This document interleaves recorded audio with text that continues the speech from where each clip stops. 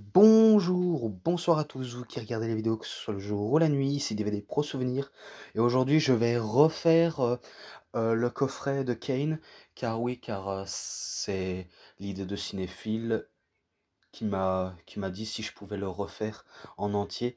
Mais après, j'espère que ça va pas vous déranger, j'espère que ça va pas refaire le coup du que ça filme en entier alors que c'est pas en entier. Donc je vais essayer dès maintenant. Donc je vous le montre directement. Voilà le coffret de Kane, The Twisted Disturbed Life of Kane. Donc la vie, on va dire, tordue et malsaine de Kane. On peut appeler ça comme ça. Là on voit avec des flammes, avec Paul Bearer. Et par contre le fourreau. Là on voit qu'il est en préparation du Shockslam et qu'il fait un Shockslam sur Triple H, pardon. Ouais. Et le fameux masque rouge. Je fais vite, hein, comme ça, voilà. Ensuite, les DVD. Et il y a des photos. Là, on voit qu'il fait une prise de tête sur Stone Cold Steve Austin. Là, on voit qu'il fait un coup d'accord à linge sur Triple H. Et là, on voit qu'il fait un big boot sur Booker T, qui se faisait appeler le roi Booker. La liste du programme. Oh là là, j'espère que je vais aller vite. Et en plus, j'ai le téléphone pour m'aider si jamais j'oublie quelque chose. Alors, DVD 1, il n'y a pas de documentaire. Et pareil dans le deuxième, troisième, c'est que des matchs. Donc maintenant, vous saviez. Donc, à chaque ouverture du DVD, ça se commence avec WWE Worst Nightmare, qui veut dire le cauchemar de la WWE. Il y a dans le deuxième DVD et dans le troisième. Donc, voilà. Donc, je vais aller vite. Hein. Je vais aller vite sous ce coup-là. Car oui. Mais en tout cas, je n'en veux pas du tout à Cinéphile qui me demande de refaire. Et encore moins qui m'avait dit de faire un petit peu le ménage. Mais après, c'est rien ciné. Hein. Ne te sens pas, on va dire, contrarié si j'étais, on va dire, un peu, on va dire, un petit peu sévère, mais c'est pas grave. Hein, du fait que je t'en veux pas. Donc voilà. Ensuite, We Both Love Pain. Donc, il adore la douleur.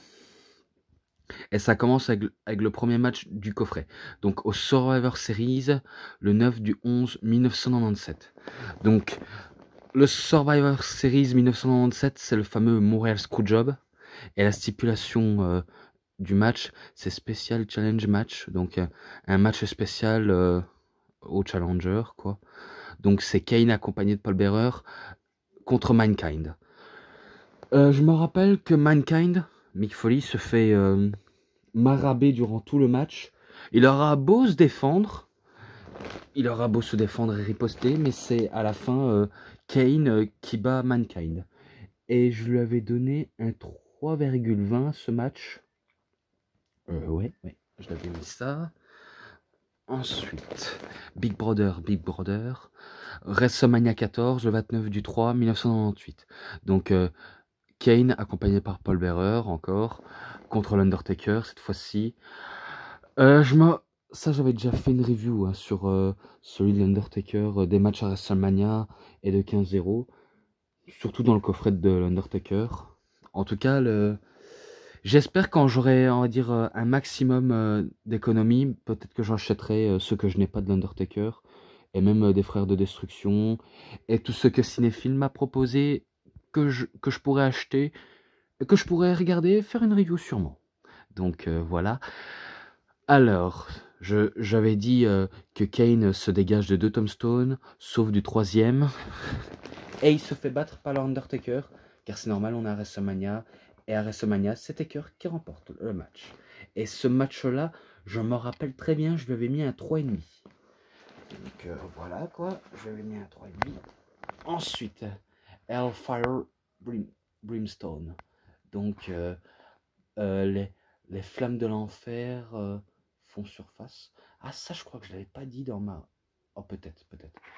Donc c'est à In Your House Unforgiven, 26 du 4 1998. Dans un match Inferno, Undertaker contre, enfin, Kane contre Undertaker, et qui était toujours accompagné de Paul Bearer. Alors je me rappelle que l'Undertaker fait passer Kane par-dessus la troisième corde, mais il ne touche pas les flammes, vraiment pas du tout. Et c'est à ce moment-là où Vader arrive et fracasse Kane, enfin il frappe Kane, mais Kane riposte, mais après c'était l'Undertaker qui fait un topé suicidaire sur les deux, donc il fait 2 pierres de coups.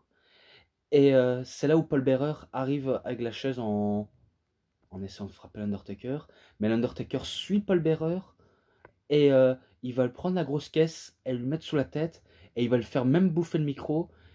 Et en ce moment où l'Undertaker arrive pour continuer son attaque face à Kane, eh ben Kane lui donne un coup de pied, mais Undertaker répond avec un gros coup de pied, un big boot sous le bras, et le bras de Kane finit en feu. Donc c'est Undertaker qui remporte le match. Et ce match-là, je lui avais mis combien? Je lui avais mis un 3,50. Ouh là là là là. Je lui avais mis un 3,50. Donc maintenant, The one thing I love more than fire. La seule chose, ce que j'adore, c'est du feu. C'est ça. Ensuite, ben, c'est au King of the Ring, 28 du 6 en 1998. Ouais, en plus, tout ça, il raconte toujours les matchs à suivre, Kane. Donc, c'est un peu normal qu'il donne des titres à son image. En plus, dans un match où le premier sang coulera. Et attendez, c'est pour le championnat de la WWE, qui était WWF. Kane accompagné de Paul Bearer contre Stone Cold Steve Austin. Alors, je me rappelle qu'ils se sont battus partout. Kane et Stone Cold se sont battus partout, même au bord du ring, en dehors du ring, oui. Ou même la cage du Hell in a Cell va même descendre. Et pourtant, c'était pas un Hell in a Cell match. Et par contre, lors de la soirée au King of the Ring où l'Undertaker bat Mankind, je me rappelle que Mankind revient alors qu'il a subi, on va dire, un combat très difficile, là où il a failli perdre la vie. Et ben, il revient, il commence à s'interposer au match, mais il se fait prendre un stunner par Stone Cold Steve Austin, et c'est là où l'Undertaker arrive boitillant avec une chaise pour s'occuper de Mankind, sûrement. Hein, donc c'est là où Stone Cold prend une chaise. Au moment où Mankind était au centre du ring, l'Undertaker et Stone Cold sont en préparation pour lui faire un double concerto debout. Et c'est finalement l'Undertaker qui touche la cible en visant la tête de Stone Cold. Et c'est là où il va finir en sang. Et quand l'arbitre va prendre conscience, eh ben, l'arbitre va vite sonner la cloche et donner victoire à Kane, vu comment Stone Cold a versé le premier sang. Donc voilà. Et ce match-là, je lui avais mis combien? Je lui avais mis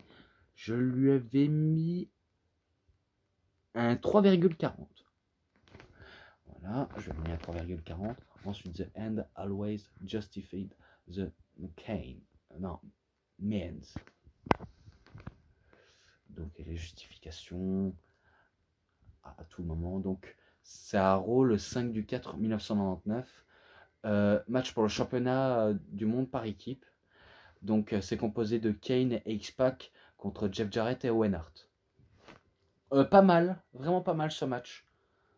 Il est énorme. Et en plus, même si c'est un peu moyen, mais il est pas mal. Il n'y a rien à dire, c'est pas mal. Je me rappelle que Kane et X-Pac faisaient du bon taf en équipe. Et que après, je crois que c'est une victoire de Kane et X-Pac.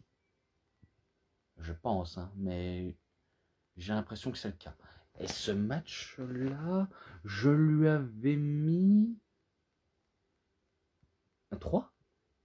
Oh purée, je lui ai mis un 3. Ensuite, The Perfect Punishment. Donc, la punition parfaite. Donc, c'est à Armageddon le 12 du 12 1999, dans un match en cage.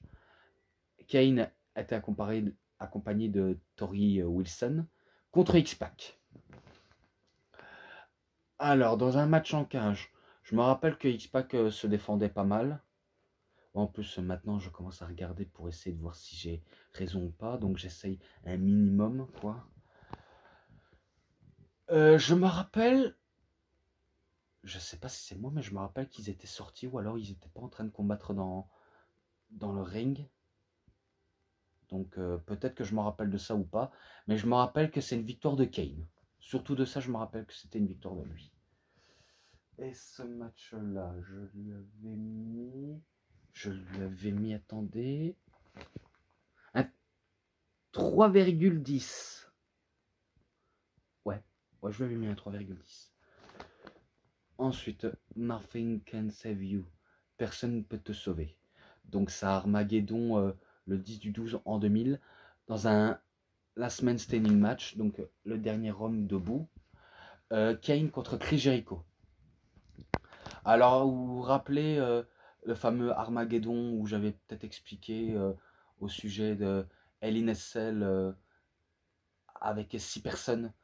Par contre, je m'étais trompé, mais vraiment trompé. J'avais dit que c'était The Rock ou Triple H qui avait pris une caméra en pleine face de l'un et l'autre et qui finit sur une vitre de voiture. En fait, je voulais dire Stone Cold avait pris la caméra qui faisait comme un gros bras énorme. Il avait pris la caméra, il avait visé les genoux ou le tibia de Triple H et que la caméra va se briser suite à ça. Et que je me rappelle que Triple H fait passer à travers la vitre de voiture Stone Cold Steve Austin. Donc j'espère avoir été clair. Et ben dans ce match-là, ça a été aussi la folie, car Kane fait tout pour que Chris Jericho ne se relève pas. Jericho c'est pareil, il veut vite en terminer avec ce gros monstre rouge. Donc il veut absolument le stopper clair et net. Et c'est ce qu'il va faire. Hein. Chris Jericho va le faire, il va lui verser les tonneaux collés sur Kane. Il va même s'appuyer dessus. Et c'est une victoire de Chris Jericho. Donc ce match-là, j'avais déjà fait dans les matchs épiques rares de Chris Jericho. Je lui avais mis un 3,5. Oh là là. Complètement oublié, mais je l'avais mis. Ensuite, Out Cold Relationship. Bon et mauvaise relation, je crois. Donc, à No Way Out, 25 du 2 en 2001, dans un match triple menace, un match par équipe, enfin, pour le championnat par équipe, Undertaker et Kane, les frères de destruction, contre les Dudley Boys, Boba Ray Dudley et Devon Dudley, contre Edge et Christian aussi. Donc c'était un match triple menace. Je me rappelle que ça va se battre partout, mais vraiment partout. Donc ça va se battre partout jusqu'à ce que Edge et Christian font le tomber. Je crois que c'était sur Devon ou Boba Ray, un des deux. Et ben je me rappelle que c'était eux qui gagnent le match. Et ce match, je lui avais mis un 3,20. Ouais, je lui avais mis un 3,20. Ensuite, ça c'est les moments spéciaux. Donc un petit bonus. Donc là, Undertaker secrète, donc le secret de l'Undertaker. Je me rappelle que Paul Bearer cite l'enfance des deux hommes. Comme quoi, on va dire, Undertaker était turbulent, que Kane a été influencé par son grand frère démoniaque. Je me rappelle que tout le long, il disait, Paul Bearer, ce diabolique de rouquin de l'Undertaker. Et qu'il disait que lorsqu'il faisait ses courses, il avait vu quoi en rentrant? Des flammes qui jaillissent de partout. Et après, l'Undertaker vient, il matraque Bearer en disant « Tu mens, t'es qu'un menteur ». Et Paul Bearer dit « Je ne mens pas, Kane est réellement vivant, Undertaker ». Donc il lui dit ça. Après, il fait une promo, Paul Bearer, où il dit « Vous me croyez pas, vous me croyez pas ». Eh bien pourtant, c'est la réalité. Si vous saviez à quel point il est cicatrisé de partout, c'est horrible, le pauvre, il a souffert. Et que maintenant il a envie de se venger de ce frère qu'il a abandonné. Après, Undertaker fait une promo en disant si j'aurais réellement abandonné mon frère, je l'aurais sauvé depuis le début. Mais là, quelque chose s'est mal passé et il est resté dedans et je me suis senti coupable jusqu'à qu'on devient adulte, quoi. Et après, Paul Bearer dit waouh, waouh, waouh. Qui voilà, on dirait que le côté mystique se referme face à toi. Il arrive, il arrive, il arrive, oui, oui, oui, oui, comme ça. Et après, ça monte jusqu'au Hell in a Cell de In Your House Bad Blood, où Kane va faire ses débuts officiels en tant que Kane. Il jaillisse les flammes, il fait un tombstone, et après, il fait gagner Michaels. Et voilà. Donc, cela, j'ai rien d'autre à dire. Et par contre, Kane contre Pete Rose. Donc, je me rappelle que Pete Rose se faisait, on va dire, maraber la tronche euh, par Kane pendant plus, plus de 2 ans, je crois. Donc là, il se fait, on va dire, maraber la tronche au WrestleMania 14, ensuite WrestleMania 15 et WrestleMania 16 en 2000. Donc voilà, sympa. Si vous avez envie de rigoler à ça, ben, rigolez du fait que vous trouvez ça amusant. Ensuite, ça j'avais déjà dit, cauchemar de la WWE. I like weapons. Donc il adore les grosses choses, on va dire ça.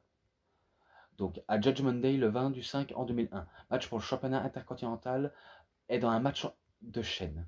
Donc Kane contre Triple H. Alors la stipulation, je crois qu'ils avaient fait, on va dire leur stipulation de choix pour Taker et Kane. Donc ils avaient fait un choix entre soit chaîne ou alors match basique quoi. Mais sauf ils ont choisi chaîne. Je me rappelle que Triple H avait l'avantage, mais après Kane reprend vite confiance par l'adrénaline du public et il, il va, on va dire, battre Triple H, pardon. Donc il va battre Triple H. Et ce match-là, je lui avais mis un 3,60. Ouais, je lui avais mis un 3,60. Ensuite, The Olympic Flame Burns Out. Donc à WrestleMania 17 du 3 2002. Kane contre Kurt Angle. Comme d'habitude, Kurt Angle fait son entrée avec les You Suck, les T'es nul du public. Donc il fait son entrée sur ça.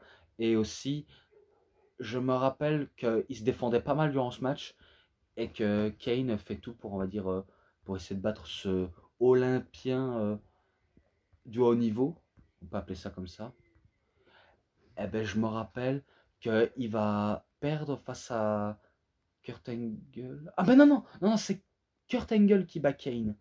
Ah, qu'est-ce que je raconte? Mais c'est bien Kurt Angle qui bat Kane. Et ce match-là, je lui avais mis un 3,50. Voilà. Ensuite, une nouvelle fois contre Triple H. Donc à No Merci le 20 du 10 2002. Match pour le championnat du monde poids lourd et intercontinental. Non, c'est pas pour unification. Je crois que c'était champion contre champion à mon avis. Donc, voilà, comme j'ai dit.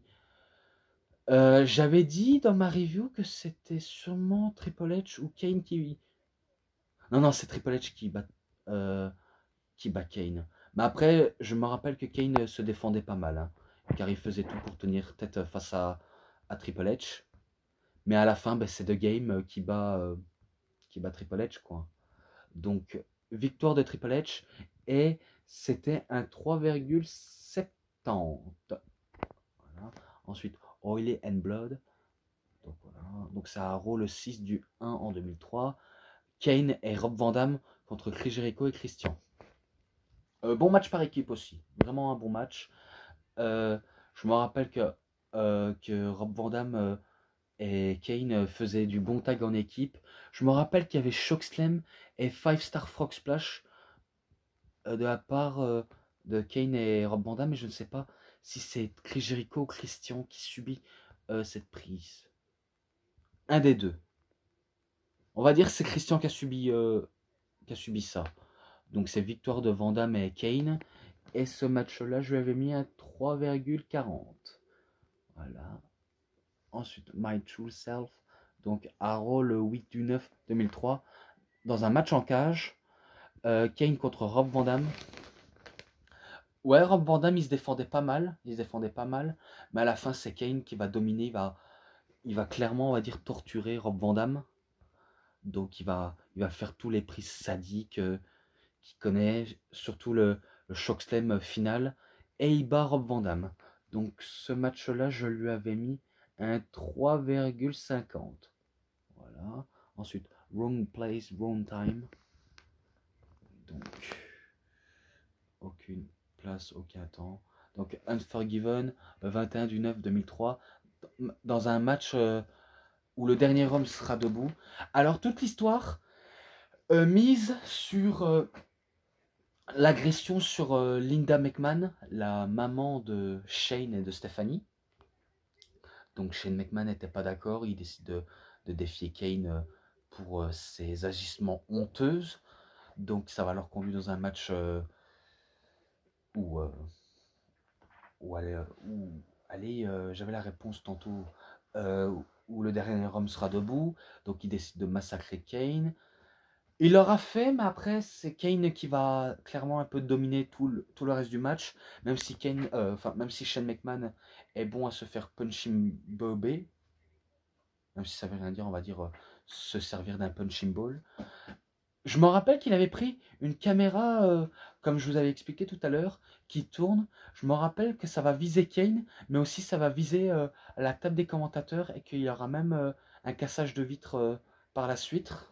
Car on verra pendant la réalisation. Et je me rappelle que Shane McMahon était au-dessus du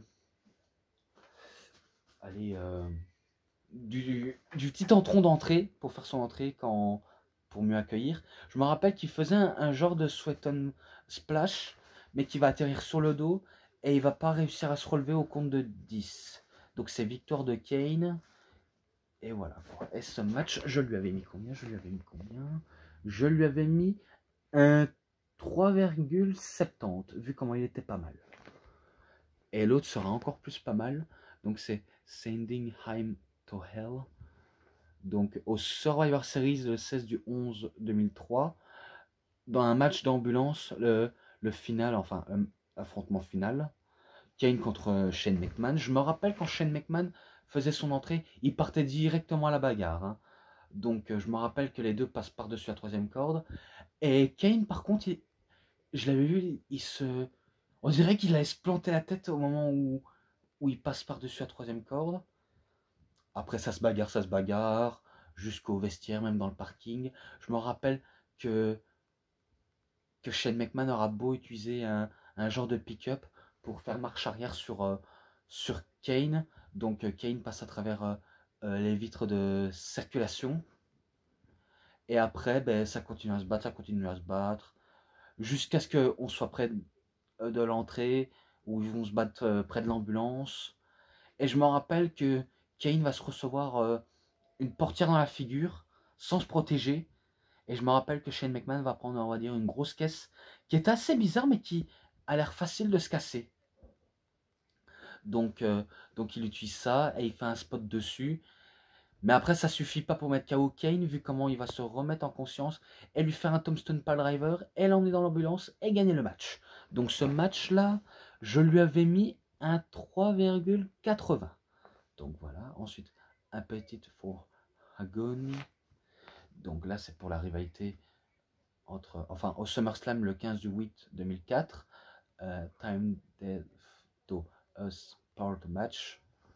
Donc Kane contre Matt Hardy. Je me rappelle que l'histoire tournait autour de qui épousera Lita. Donc il n'y a que ça que je me rappelle. Le gagnant épousera Lita. Et vous allez voir ça. Je vais directement aller vite au match. Kane fait un chokeslam sur Matt Hardy. En plus de la troisième corde, il fait ça et il gagne le match. Donc c'est lui qui épousera Lita. Donc ce match-là, je lui avais mis combien? Je lui avais mis un 3,5. Je lui avais mis un 3,5 à ce match-là. Ensuite, ça c'est encore les bonus spéciales. Donc SmackDown 28 du 3 2002. Kane is ready. Are you ready? Kane est prêt. Êtes-vous prêt? Je me rappelle qu'il imitait The Rock et Hulk Hogan et un peu de DX. Il n'y a que ça que je me rappelle. Ensuite, Arrow le 30 du 9 2002. Check Dig The Mask. Les filles adorent les masques. Ensuite, Arrow le 26 du 12 2002. Kane has quite disturbed about the current situation. Donc là, c'est la fois où il était très mauvaise humeur. Et en plus, je me rappelle que Jonathan Coachman disait n'importe quoi pour essayer de le faire calmer. Et je me rappelle quand Rob Van Damme arrive en disant quoi? Tu as dit ça, quelque chose de manière abrutie? T'as trop fumé, gros! Il m'avait buté ce moment-là. Donc ensuite encore. Encore un rôle, 14 du 7 2003. Jim Ross interview Kane. Alors je me rappelle que Kane se plaignait en disant que les gens se moquent de moi parce que c'est un monstre. Et que Kane disait même à Jim Ross, t'as pas intérêt à te foutre de moi. Et c'est là où Stone Cold dit, Kane, espèce de taré, arrête tes sarcasmes. Personne se moque de toi, figure-toi. Et c'est là où Kane dit, c'est là où tu te trompes, Austin. Et c'est là où il s'en prend à Jim Ross. Il va même mettre de l'essence et, mettre du feu sur Jim Ross. Et il va même lui dire, crève en enfer, fils de. Donc un moment assez bizarre et aussi choquante. Mais bon. Et ensuite, Arrow, le 23 du 8 2004. Kane et Lita get the married. Donc, ils se marient. Je m'en rappelle pendant l'entrée, Kane est habillé en blanc, en costume blanc. Et Lita en costume noir. Et je crois que c'est Philippe Chiraud qui dit elle est habillée comme si on assistait à un enterrement, son propre enterrement. Voilà ce que je me rappelle de ça, comme il avait dit. Ensuite, le révérend dit mes chers frères, mes chères sœurs, on est enfin heureux d'être là à la cérémonie pour le jour de vérité, quelque chose comme ça. Et c'est là où Kane prend la parole en disant Lita, voilà, nanana. Et je sais bien qu'il avait dit tu es devenue maintenant ma propriété. Donc ça veut dire qui lui appartient volontairement. Et il lui dit aussi tu ne te feras plus embrasser par un autre homme à part moi. Et il termine aussi en disant tu es à moi. Et là, Alita dit à Kane en disant Kane, je te trouve horrible, tu es vilain, tu es méchant, tu n'as pas de cœur, t'es tordu, t'es sadique. Et quoi ce que tu peux faire, j'aimerais toujours Matt. Donc, et en plus, je me rappelle qu'il avait dit, et je sais bien dans quelques années, tu subiras un accident de voiture. Donc il lui dit ça, et après Kane dit en disant c'est la meilleure réponse que j'adore. Et moi je me dis quoi? C'est quoi ce mariage? C'est quoi ce foutu mariage? Et c'est là où Trish Stratus arrive avec une tenue pas très habituelle, mais on va dire un peu prostituée. Hein, et c'est là où il dit je suis là pour soutenir ma bonne vieille copine Lita. Et après je me rappelle qu'elle avait dit à Lita tu devrais ouvrir ton cœur comme la fois, j'espère qu'il n'y a pas de gosse, hein, j'espère qu'il n'y a pas de gosse du tout, comme la fois où tu as écarté les cuisses. Et moi je me dis oh putain, elle a osé dire. Après Lita n'apprécie pas cette réponse, décide d'attaquer Trish Stratus, voilà, bam, ça se crêpe le chignon. Et après, au moment où ils ont fini, ben, on passe directement au moment final. Et c'est là où Matt Hardy arrive, il attaque Kane par derrière et il part avec Lita. Je me rappelle que Christophe a juste disait il part avec la mariée. Oh là là. Et après, c'est au moment de l'entrée où Kane prend conscience et il décide d'attaquer Matt Hardy en faisant un choc slam. Et en vérité, Matt Hardy était blessé au genou. Donc il était réellement blessé au genou au niveau de la jambe. Et c'est là où Kane dit alors, le révérend, continue. Kane, est-ce que vous voulez prendre Lita pour époux? Et après, Kane il termine en disant je le veux. Et ils s'embrassent et ils partent. Voilà, c'est tout ce que je me rappelle. Et voilà, maintenant on passe au DVD 3. Donc là, Destroy the second icon. Donc détruire l'icône, vous allez voir ça. Par contre, je vais un petit peu m'hydrater, on se voit tout de suite.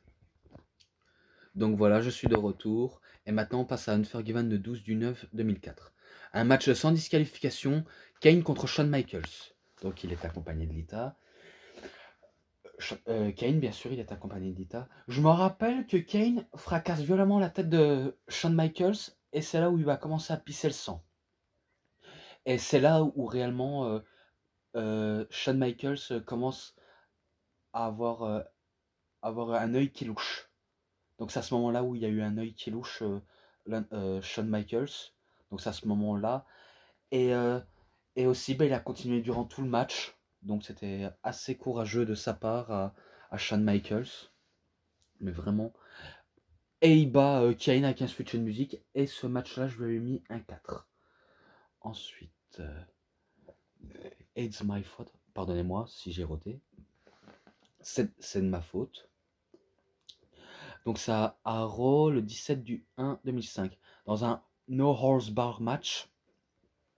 Kane contre Gene Snitsky.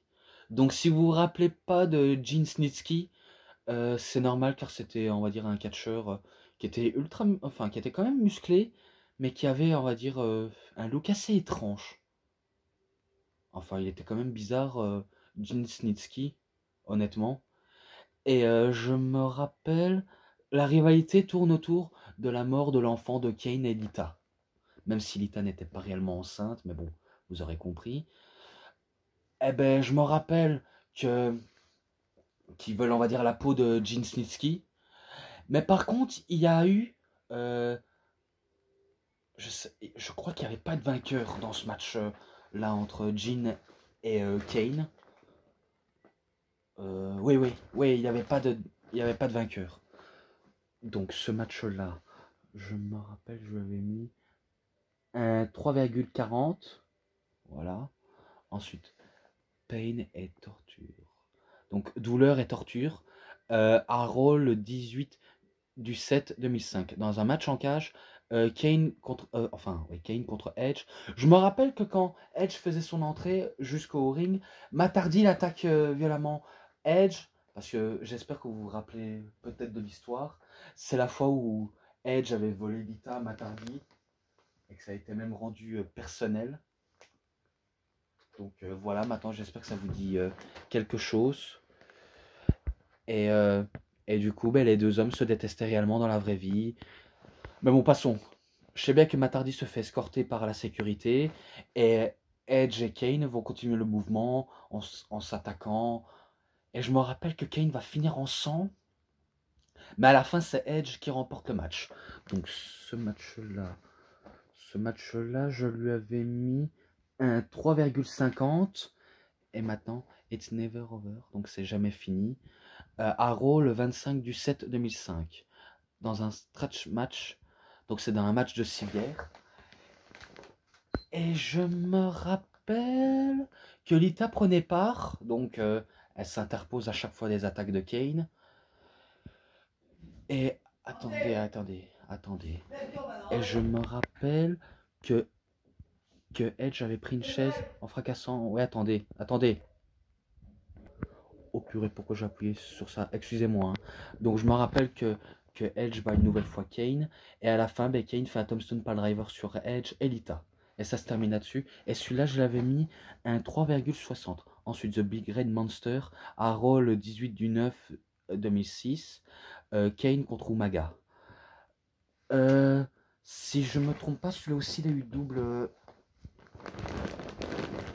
Allez, il n'y a pas non plus de vainqueur, ou alors c'est Umaga qui a gagné. Non, à mon avis, il y a aussi pas de gagnant aussi. Moi, j'avais dit que c'était Kane qui avait gagné contre Umaga. J'avais dit ça. Peut-être que je me rappelle plus, mais je crois que il y a eu double perdant. Donc ce match-là, je lui avais mis combien encore? Je lui avais mis un 3,5. Ouais, parce que je passe. Ensuite, match à SmackDown, le 22/12/2006. Undertaker et Kane, les frères en destruction contre le roi Booker T et Finlay. Bon match en équipe de la part d'Undertaker et Kane.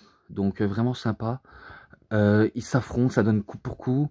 Et à la fin, c'est victoire de Kane et Undertaker. Et ce match-là, je lui avais mis combien? Je lui avais mis 3,20. Ensuite, là c'est... attends, ça j'avais dit... Z4 Absolute Carnage. Donc le Carnage absolu. Là c'est Childhood Dreams. Donc c'est un No Way Out 18/2/2007. Donc Kane contre Booker. Bon, je vais aller directement. Kane fait un chokeslam sous Booker, il bat. Donc ce match-là, je l'avais mis un 3. Ensuite, Untitled Mayhem et Violence. Donc à SmackDown le 14/9/2007. Dans un first ever Belfast Brawl. Bagarre à Belfast. Donc voilà. Kane contre Finlay.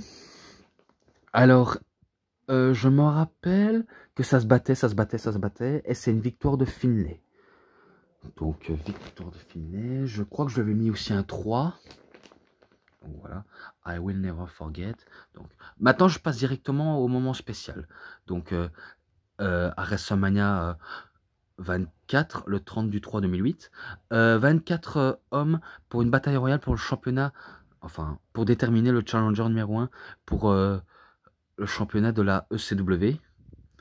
Donc, je me rappelle que tout le monde s'éliminait, et c'est Kane qui remporte ce match. Donc ce match-là, je crois que je mettrais 3,20. Et cette fois-ci, à la fin, ben, encore à WrestleMania, match pour le championnat de la ECW, Kane contre Chavo Guerrero.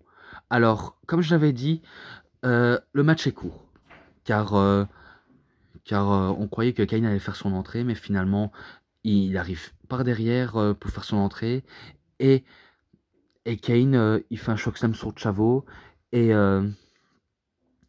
il bat Chavo, et il remporte la ceinture. Donc ce match-là, je lui avais mis un 2,90. Et maintenant contre l'Undertaker. Donc à SmackDown le 4/4/2008, champion contre champion, champion du monde poids lourd contre champion de la ECW, Kane contre l'Undertaker.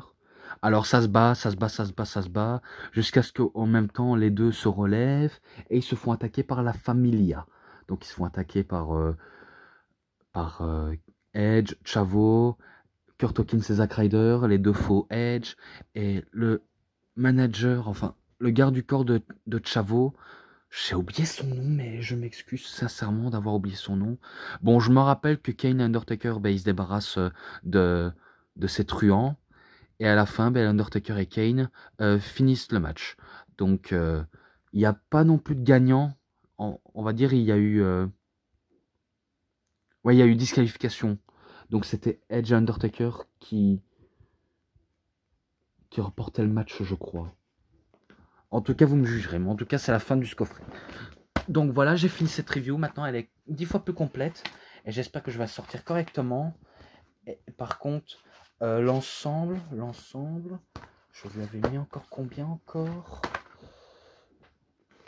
Je lui avais mis un 4,50 à ce match-là. À ce coffret. Donc voilà, j'ai terminé avec cette review qui est beaucoup plus complète cette fois-ci. En tout cas, je remercie Cinéphile qui m'a proposé à faire ça. Donc voilà, j'espère que je te salue, Cinéphile.